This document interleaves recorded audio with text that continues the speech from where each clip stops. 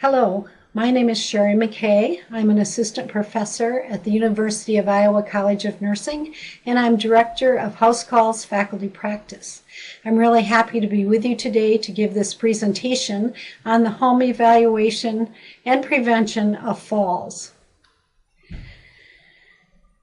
This is my disclosure statement. The purpose of this presentation is to give you an overview of client assessment in the home setting and a safety evaluation and recommendations for fall prevention in the home. By the end, you'll learn more about the SureSteps Community Falls Prevention Project.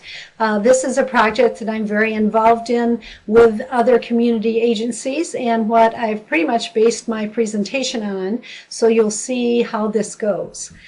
You will be able to look at some tools that I use. We'll discuss medications and home safety features and recommendations that may assist in fall prevention in the home.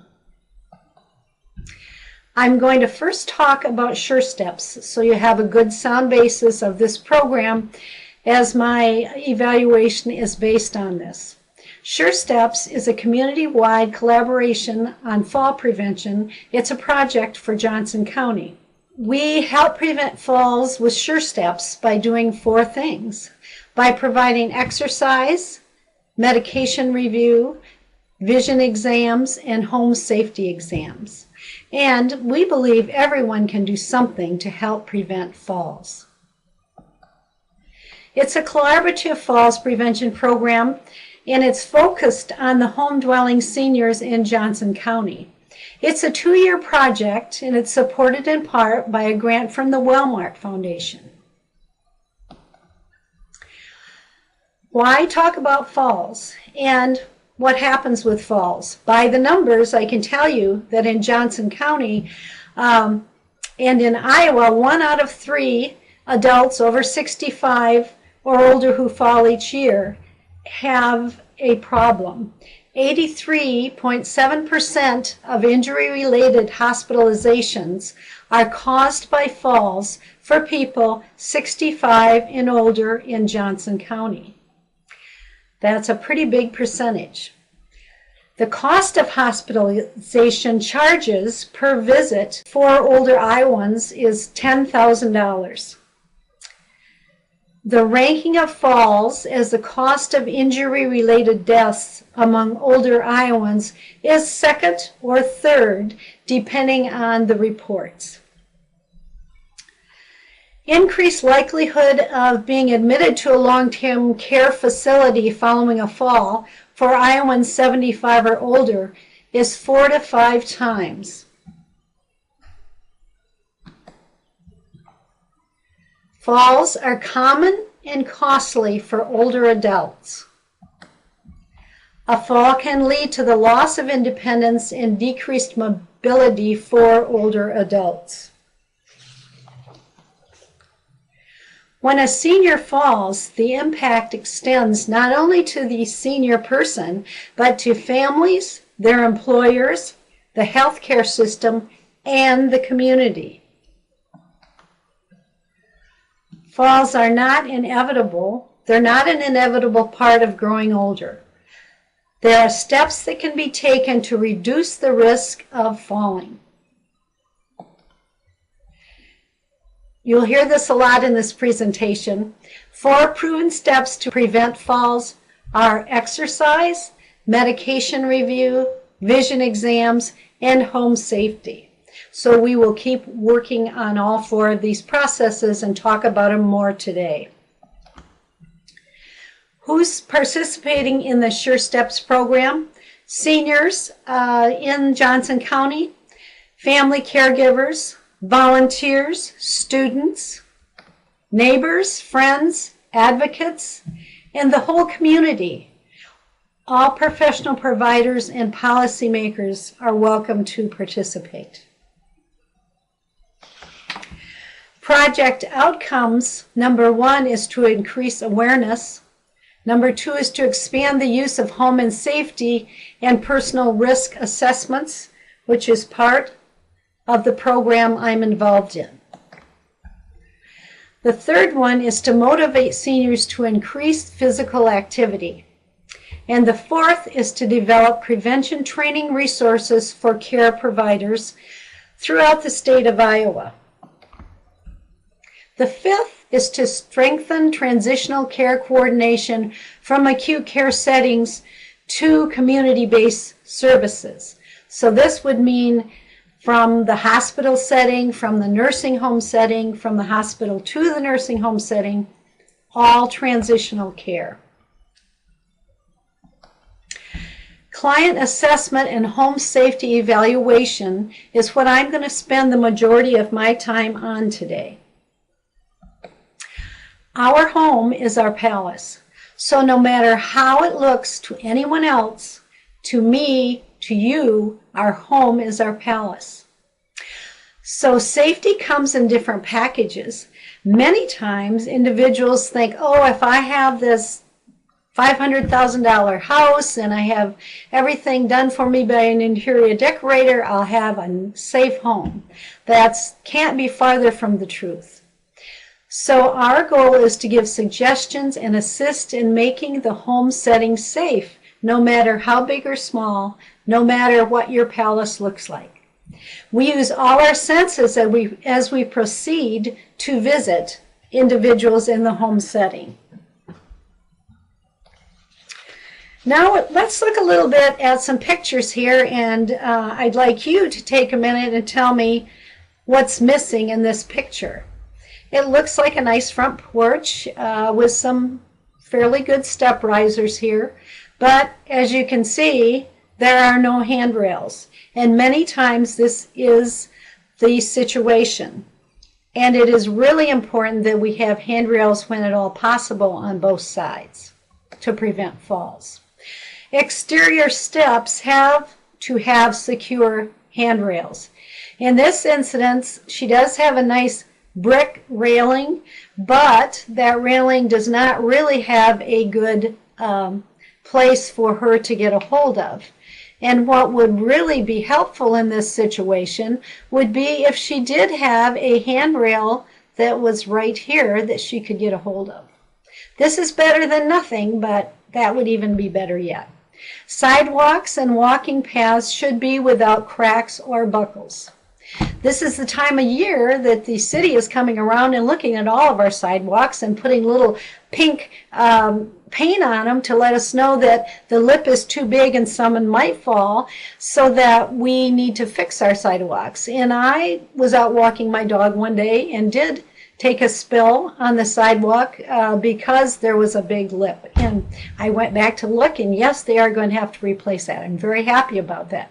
So outside walkways without hoses, they shouldn't have hoses across them, weeds or obstacles. And in the summer, walkways need to be clear of water and debris, and in the winter, of ice.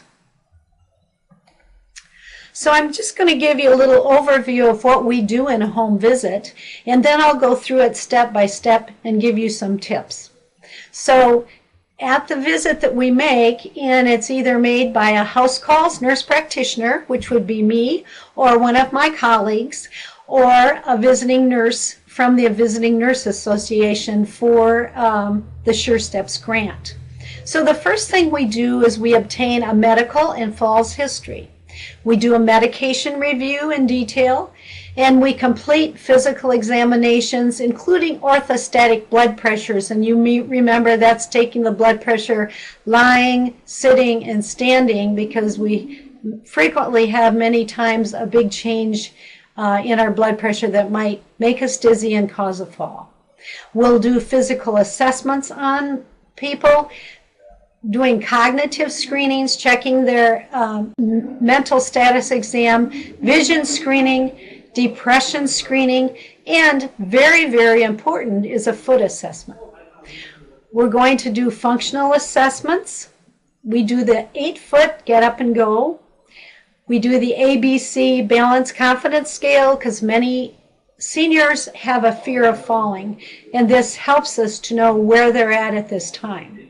Then we look at their activities of daily living, what they can or can't do for themselves, and their instrumental activities of daily living as well. We also will look at their feet and their footwear and do an assessment. Then comes an even bigger or equal part, and that's the home safety review. So based on these findings, the nurse or nurse practitioner will determine the patient's needs and will schedule further testing if needed. And if it's a VNA nurse or a nurse from house calls, we may refer to another visit from house calls or a specialized therapy that's needed. So the first instrument that I'm going to talk about today is an instrument that we find very helpful, that we decided to use as we worked with the Visiting Nurse Association, called the Mini-Cog.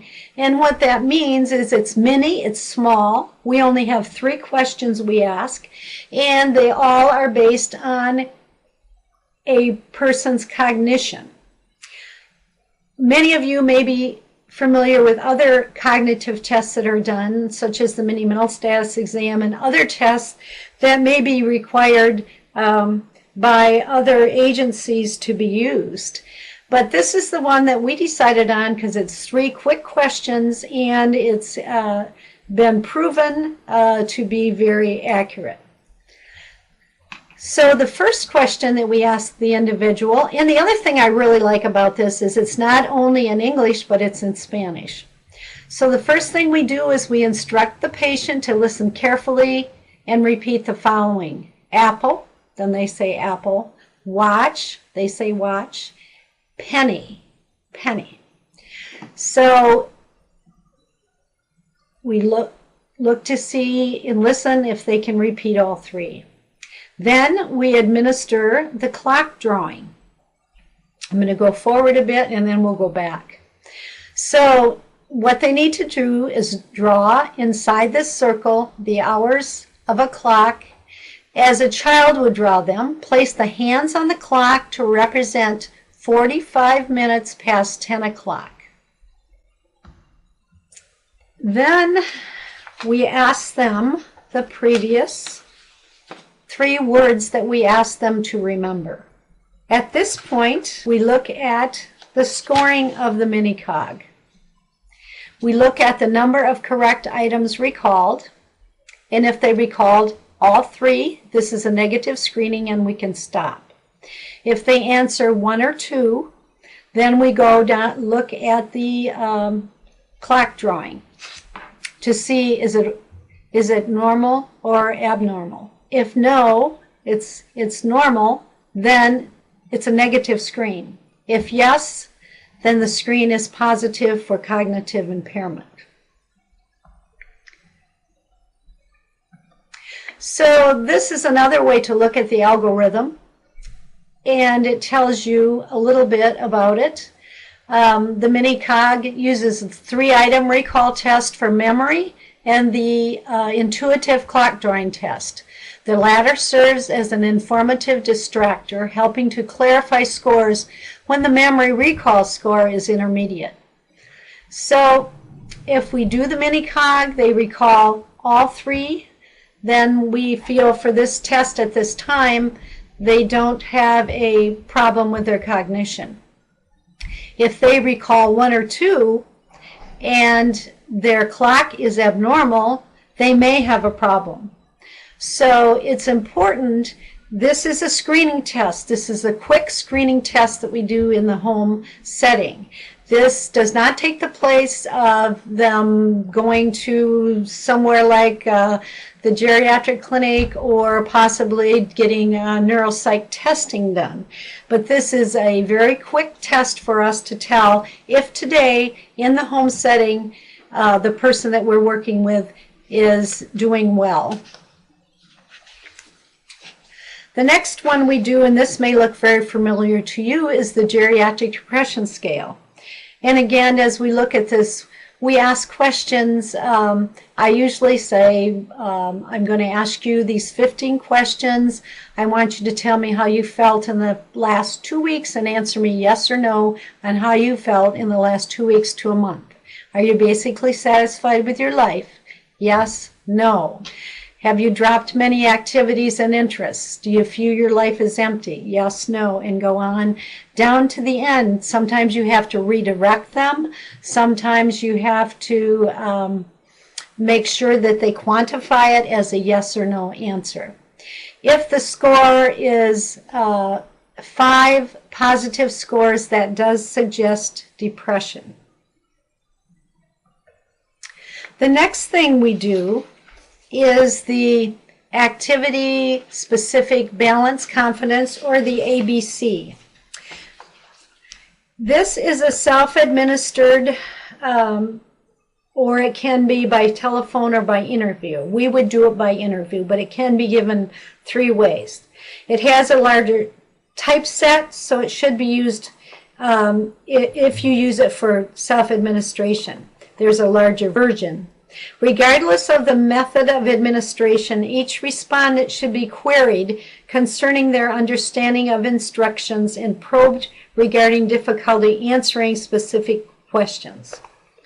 In your instruction for the participant for each of the following, please indicate your level of confidence in doing the activity without losing your balance or becoming unsteady by choosing one of the answers from 0% to 100%. If you do not currently do the activity question, try and imagine how confident you would be if you did do the activity. If you normally use a walker or aid to do an activity or hold on to someone, rate yourself with confidence with that support.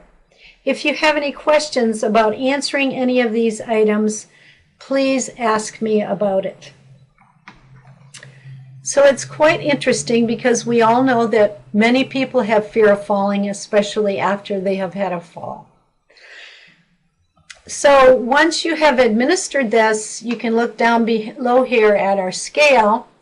And if someone is, first we can look at the scoring, which is kind of interesting that you just add up the score. And if they had, they could have 0 to 1600. And then you divide it by the 16 questions, and that's how you come up with this percentage. If you get 80%, it's a high level of physical functioning. 50 to 80%, moderate level of physical functioning.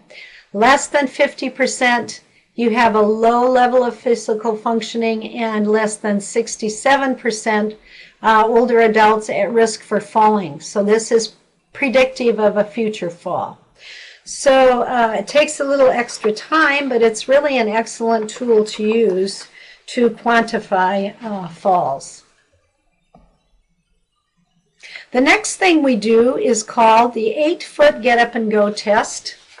And this, you might have, I'm sure you've heard of the get up and go before. I remember Dr. Mulhousing doing a presentation on this last year.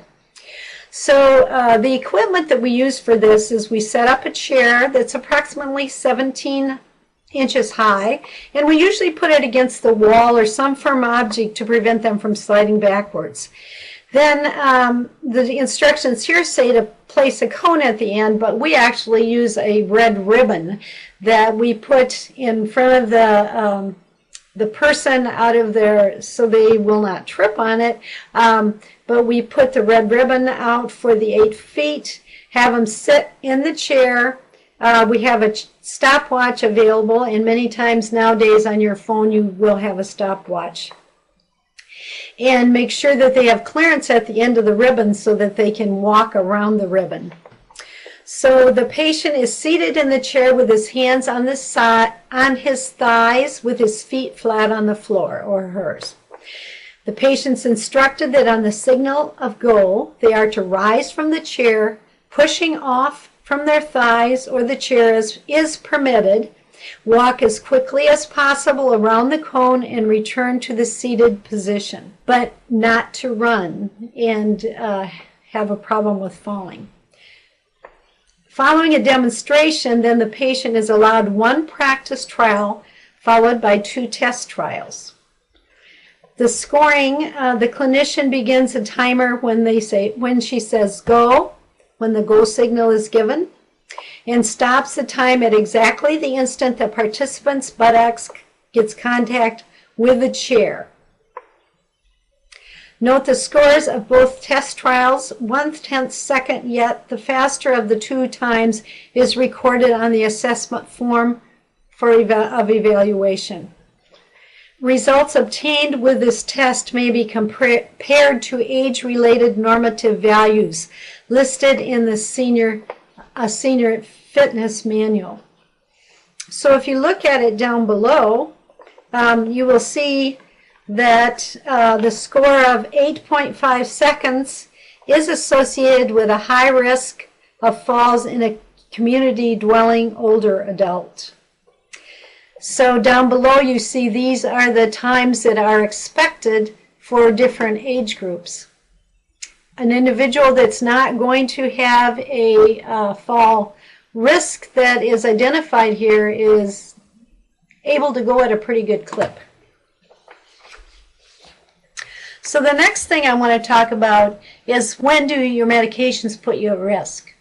Well, all the time our medications are putting us at risk, and we have to be very cognizant of what medications that we are on as individuals and what medication our patients are on.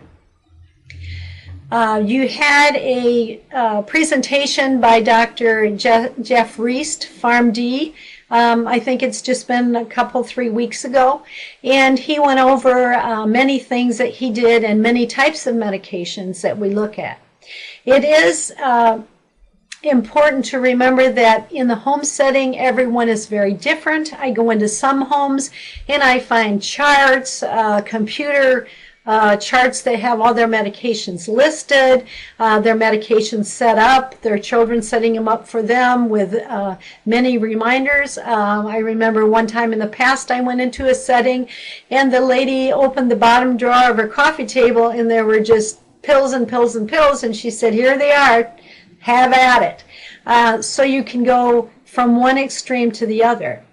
Dr. Reist has made a very nice tool here for us to use in assessing if you are at risk for medication-related falls. And this tool may be used by the individuals or by the healthcare provider as well, or together, because it's an excellent tool. Because these days, individuals that are taking medications, it's not unusual for them to be on 10 to 15 medications. So that's a very lot to remember. So the first ones in this will be available on the website for you at a later date. The first medications here that we're concerned about: the number of medications you take, your risk of medications related to falls, that it may increase them. And what you can do about it is to ask your health care provider to review your medications list with you and get rid of the ones you don't need anymore. Certain medications are associated with falls, we all know that, and some medication used for the following conditions may have side effects which may increase your risk of medication-related falls. Many mental health-related medications do. Many pain-related medications do. Heart, stomach, bladder, regularity-type medications, cold and allergy medications. Have I covered all of them? Not all of them, but most of them have side effects that can cause a risk for falls. So if we go on further, what can you do about this? We've talked about that. Here are the different ones, too numerous to mention today, but let's just quickly look at the different groups of medications. These are mental health related ones. Depression, restlessness, anxiety, movement disorders, sleep medications, pain medications, and other sedation medications. It gives you an example here of all the different medications that it's just an example. There are many more, of course. And some of the medications, what fall risk you might have, such as dizziness or sedation or confusion or a drop in your blood pressure. That's one that's very common. And what to report to your healthcare provider. This is an excellent tool, and as I said, it will be on our website in the future. So a little more mental health related medications, those for thought disorder, manic depressive disorder, or behavioral problems with dementia.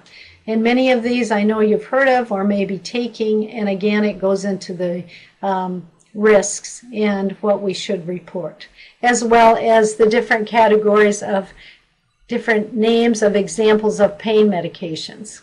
And you can see they all have dizziness, confusion, pain. Some of them have salt and body salt and imbalance.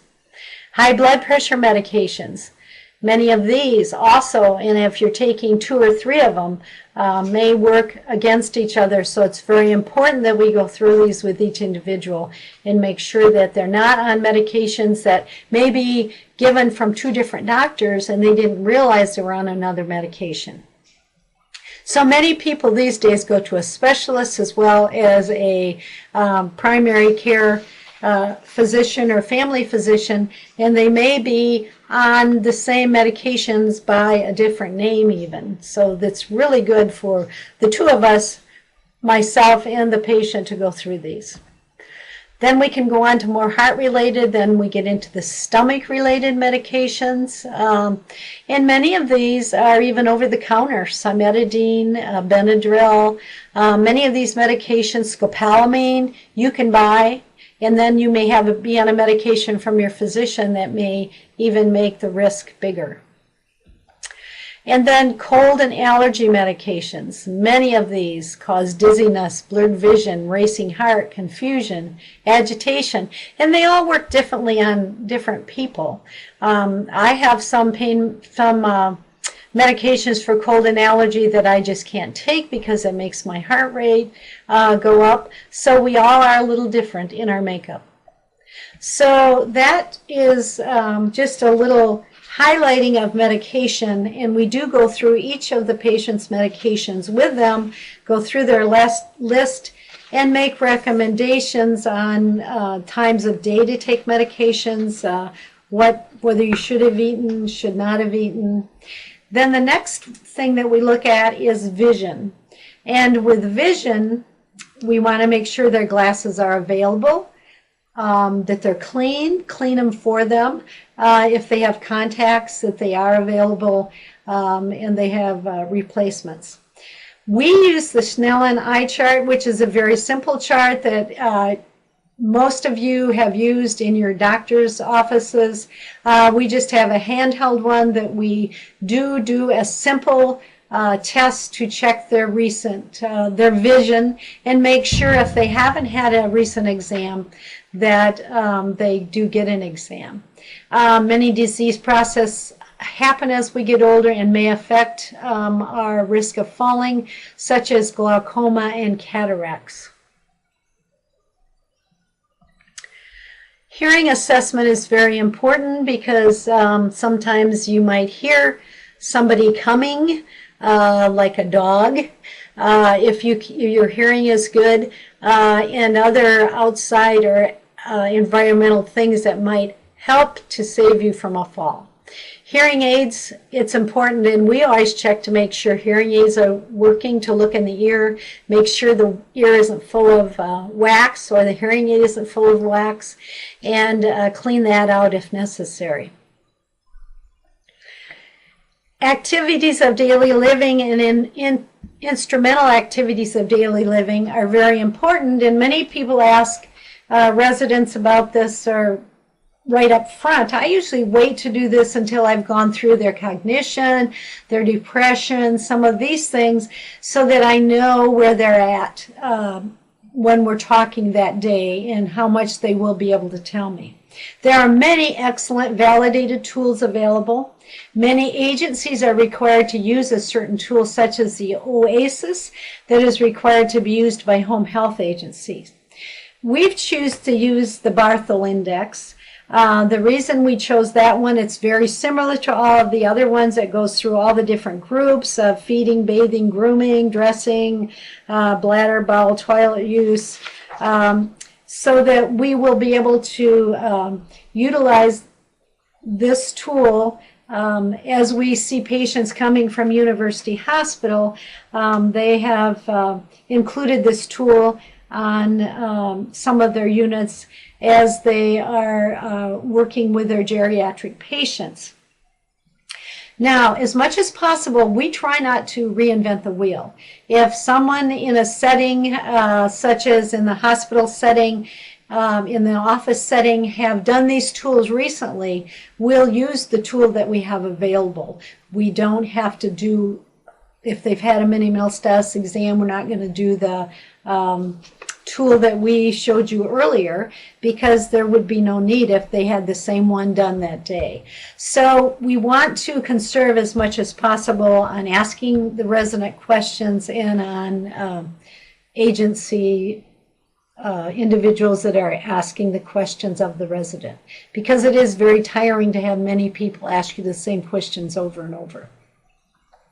So the physical assessment is completed, doing, a total physical assessment from head to toe. And then we get into the home safety evaluation. And we're going to look at all areas of the home: the bathroom, the hallway, the living areas, kitchen, stairway, garage, pets, smoke alarms, all these things. And it's going to start from the minute we walk or drive into their driveway, so that we can, like I said, eyes, ears, smell, all of our senses are being used. So let's start with the bathroom. That's a pretty important place to start. It is really important that grab bars are available. And this is a tool we use. And as you can see, we have the resident's name at the top, their address, the date we did it, and who did it. Did Sherry McKay do it? Did Joyce Elin do it? And what their address and telephone number is. So in the bathroom, we're looking for many features. Are grab bars in the tub and shower available? I think last week you heard from someone saying yes, they should be available, and they should have a sticky surface to help you hang on to. Are non-slip mats or decals in the tub or shower? Is there a handheld shower available? Is shampoo and towels and everything available to be reached without turning required?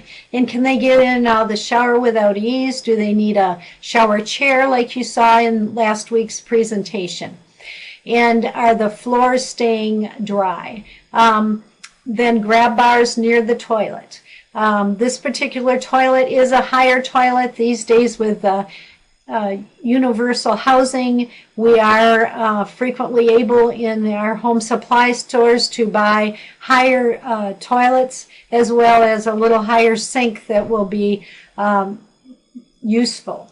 Is the night light available? And you see a night light in this setting here that is available. And you also see a non-skid rug available down here. I know the visiting nurses many times even take some duct tape with them to tape some of these rugs down if they are unsafe.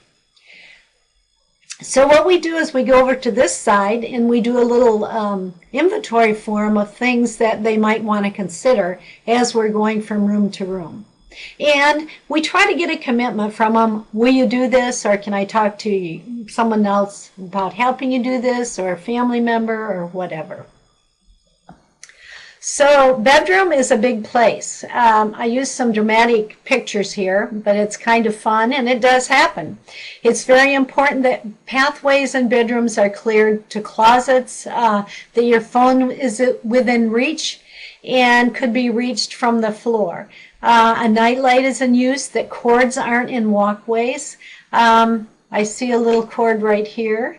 There's a big obstacle here, which is a dog. This bed happens to have the head up here, and this particular dog likes to sleep right there, so if this person gets out of bed, they could have a tumble over the dog and end up like this lady, and we hope that doesn't happen. And this lady may not have ended up like that if she would have used the walker that was over here, possibly. So we got to make sure that throw rugs are fastened down, that clothes and laundry are stored at a eye level, within the hip to eye height level. Urinals and bedside commodes are available, and again, do our assessment. Down here in all the hallways, we want to make sure that rugs don't have a little area here that are up so you could catch your toe on it, that they're well lighted, that you have a good safety rail to hang on to, and that again, rugs are not available to slip on so that you can fall, that they are fastened to the floor. So living areas, it's very important that your living area is clear.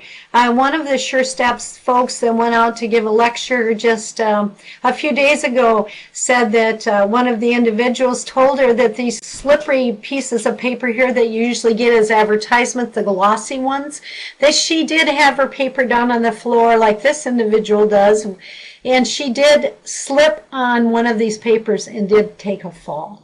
You want to keep footstools out of the way as well.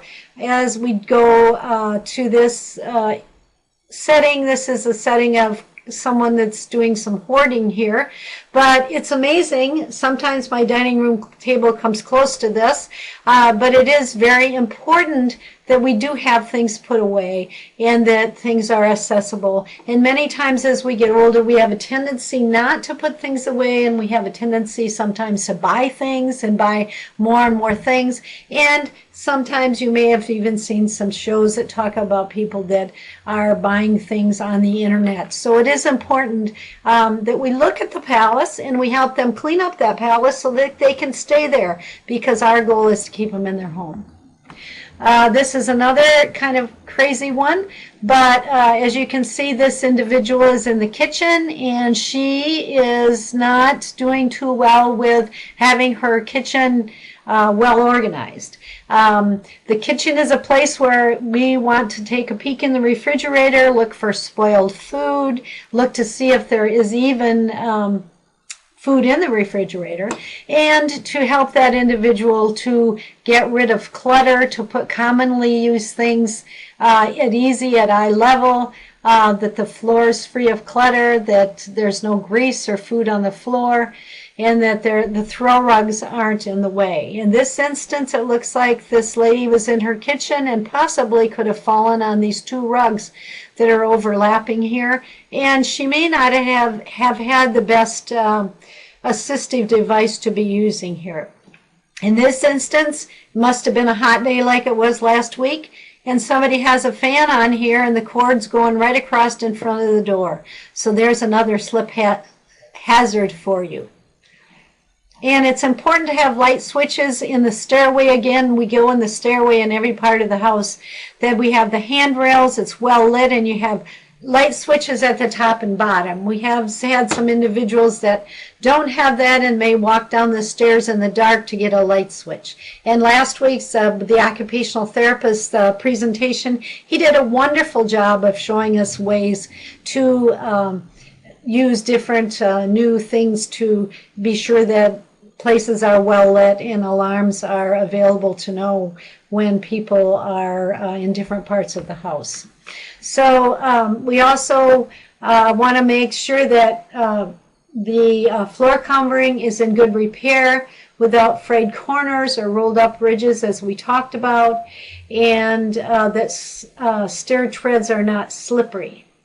And then if we don't have a picture of a garage here, but what's important with the garage is to have a secure handrail going in and out of the garage, good lighting from the house to the garage, and a pathway clear and not slippery. And many people have to have a ramp in the garage if they're in a wheelchair or using a walker. They talk here about increasing the wattage of fixtures if it's allowed, and that's very important that with the older folks that we be sure, such as myself, that we be sure that individuals are not putting high wattage in a lamp that is not made for that, because I've seen many lamps, I haven't seen them catch on fire, but I've seen them that are a little charred on the lampshade that I've had to change light bulbs. And many of these people, the landlord needs to get involved. So this one, I wanted to talk a little bit about pets and keeping pet and water dishes out of the pathway, because that's one that people do trip on a lot. Pet toys. Make sure you have adequate toileting arrangements for your dog. Last winter when we had all that snow, we had to shovel paths for our dogs. When I was working in the geriatric clinic, I had a lovely lady come in, and she had fallen and had many bruises. Luckily, she was very sore, but she hadn't broken anything. And her daughter was having her driveway scooped. She was having her sidewalks taken care of. But her 93-year-old mother was going out and back in icy weather, and she was shoveling a place for her little toy dog to eliminate. So you've got to think of all those things. So it's very important that we do have pathways clear and that we have adequate toileting arrangements for our pets in summer and winter. So at the end of our assessment here, our home safety evaluation, we have a place for additional comments, what referrals we may be making, and we do go over this evaluation with the individual, and we do have them sign it and hopefully get a commitment that they will do some of these things to make their home a safer place, or will help them get the assistance they need to make it happen. So in the end, it really is putting it all together. What are our home safety evaluation recommendations? What are SureSteps fall risk assessment recommendations? And we want to look at things like, do they have emergency contacts and telephone numbers?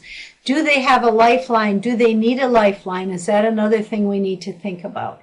And what these recommendations that we're making, do we need to share them with their primary physician, their healthcare provider, their nurse practitioner provider, their family members, their visiting nurse? Who do we need to share these recommendations with so that we can be sure and follow through and make sure that these things get done and we leave them in a safe environment? We also have a falls risk assessment tool that we use when we are at the home, and this is our SureSteps tool, and we look at everyone, their age, what their health condition is. Have they had a fall in the last 3 months? Is there a problem with incontinence? And many people fall trying to go to the bathroom or needing to urinate at night and may slip because they can't make it in time. And are there vision concerns? And now we look at what we can do to help. What things can we do? How can we tell them to make changes and circle these for them and discuss them with them so that we are giving them a double whammy here? You know, when I was, even today when I see people in the home or in the nursing home setting, or when I saw them in the geriatric clinic setting, I frequently wrote prescriptions to have people learn how to fall. Because that's very important, and to learn how to get up, because many people are left in their home and they can't get up, and they may have further disease process happen because of that. Your risks in areas of medication, we go through the medication with them and show them which things they're at risk for, what they may be able to do about it, talk about blood sugars, what they need to do to things they can do to help the situation. And their impaired functional abilities, all the things that we've looked at, the foot problems, we check for the feeling in the foot as far as that's concerned, any sores they might have. Are they using proper footwear? Do we need to get that for them? What is their fear of falling? Many times people don't think of people having a fear of falling, but there's a great majority of the elderly that do. So we can do things, chair exercises, community exercises. Matter of Balance is an exercise class that looks at fear of falling and what we can do to help people not be afraid to exercise and how to get stronger and not be afraid of falling. So Matter of Balance is an exercise class. Not only do they do some simple exercises, but a big part of it is to look at what you think about falling. Are you afraid of falling, and what we can do to make you change that attitude. Maybe they do need some different assistive device or a physical therapy appointment. We can check off these things for them. And then pain is a big thing to think about. What pain, is it affecting the lever of your function? And if pain was decreased, would you be able to move better? So it's important to talk about taking pain medications, to be sure they talk with their healthcare provider about that. Really that they use heat or cold therapy to help with pain control with joint pain, which so many older individuals have, and other environmental hazards that may have been on their checklist. Other things like low vitamin D level is something that's really important that we like to talk about as well. So for information on the Sure Steps project, you can call Mary Willie at the Sure Steps Livable Community number at 319-930-2607. She is our coordinator. Or you can reach her on email at surestepslivablecommunity.org. And as I was doing my literature review, I had a couple of articles that I thought were really, really important. And I would like to just review a couple of those with you briefly. As you look over my references, one is from Beard and al., and it's the Economic Analysis of a Community-Based Falls Prevention Program. And they found that the program was very highly cost-effective. And their conclusion was that they suggested that well-designed, community-based interventions targeting fall prevention are among older people are highly cost-effective and a wise investment for all levels of the government. The models are conservative and are likely to even underestimate the real benefit of the intervention, which may have lasted for some time beyond the life of the program. So it's really nice and refreshing to hear this as we embark on the Sure Steps program. The other one was by Bailey and all that we have listed here, Older Adults Fall and Technologies for Independent Living, a Life Space Approach. And this group worked with a small community group of 8 community-dwelling older adults, and they looked at fear of falling, and they used diaries and daily activity logs and two-dimensional house plans and pedometers and different things to help the individual with a risky setting to heighten their awareness of blind spots in their environment and use technological solutions for everyday challenges. So that they had things installed that would help them to reduce falls and fear of falls. So that's also a good article you may want to look at. I would just like to say here that I can be reached. On my first slide, I did show you that the number for house calls is 319-248-1267. And if you go through the voice details, it'll tell you what number to push for me, and the first number is for the house calls nurse practitioner on call, and you can also reach me at sherry-mckay@uiowa.edu. Thank you very much for this opportunity to talk to you today about this very important subject. Thank you.